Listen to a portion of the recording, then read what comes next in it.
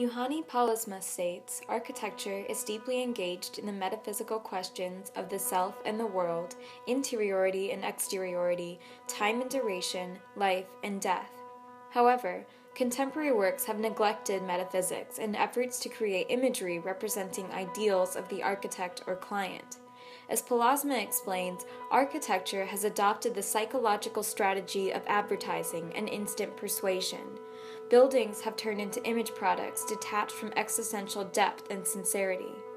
The ego of the architect and client demands new construction, new materials, and a feigned image of immortal perfection in fear of aging buildings that represent a rich layer of time, memory, and sensuality. Pallasmaa claims that this fear of the traces of wear and age is related to our fear of death.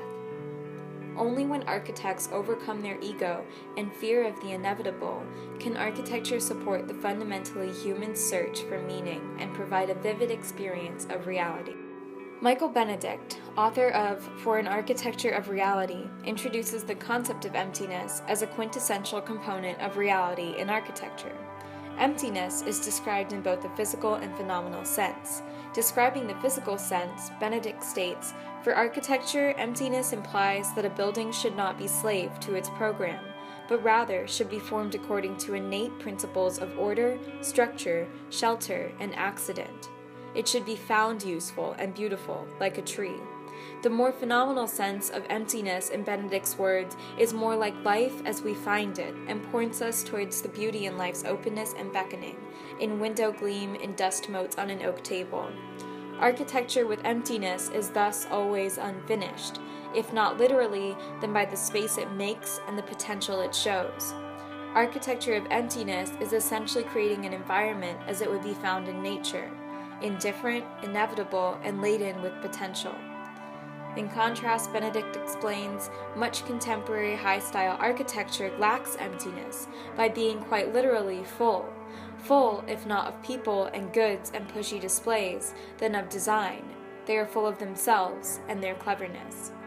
It is because these contemporary works are full that humans cannot find a place in them. There is little room to discover, imagine, or experience a sense of reality. This thesis will dissect the power of abandoned buildings to elicit curiosity, expose assembly, emphasize materiality, and embody emptiness to ultimately evoke a sense of reality that has been lost in contemporary architecture. Cincinnati's abandoned Hootapole Brewery will be reused as a roastery and coffee house for Deeper Roots Coffee, a local Cincinnati roaster. The reuse of an existing structure rich with human narrative and found in a state of abandonment and decay illustrates the values of embodied memory, emptiness, and materiality outlined in this thesis. The adaptive reuse of the brewery into a roastery honors the making tradition of the building, while shifting the program to create a strange and noticeable contrast between past and future narratives of the building.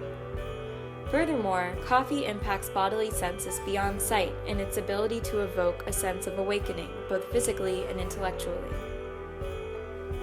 The embrace and analysis of buildings that have effectively gathered life and time, that arouse a strong sense of humanness and mortality, will inform an architecture that does not rely on representation to achieve significance in the human mind.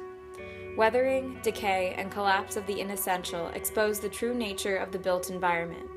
While rot and neglect is not the goal of architecture, the structures that are neglected and rotting teach an essential lesson about the potential for architecture to become rooted in time and the human world. Humans long for truth in their lives, yet their experience in modern society is cluttered with messages, symbols, and images to consume and produce in an endless, meaningless cycle.